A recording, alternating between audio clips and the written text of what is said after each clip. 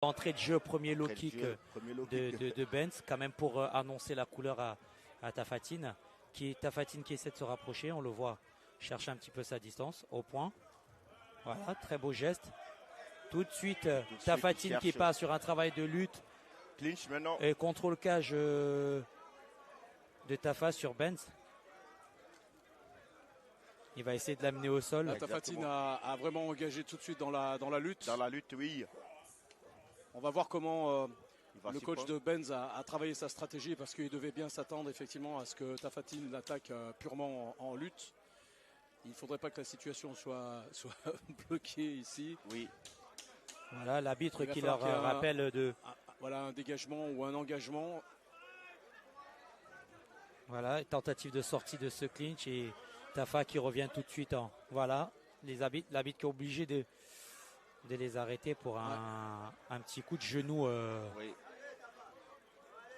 dans les parties. Ça peut arriver, hein, c'est pas intentionnel. Pas intentionnel, effectivement. Voilà le check.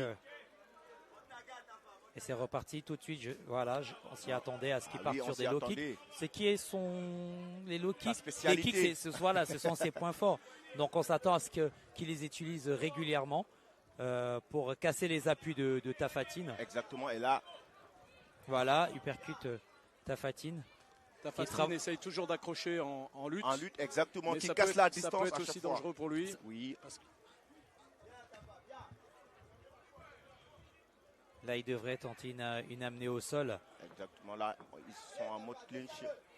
Voilà, on entend les consignes de son coach Henri Djala, qui a pris le temps de le préparer pendant plus de 2 mois. De 2 mois à Lomé. Il a fait le déplacement pour un camp d'entraînement à Lomé.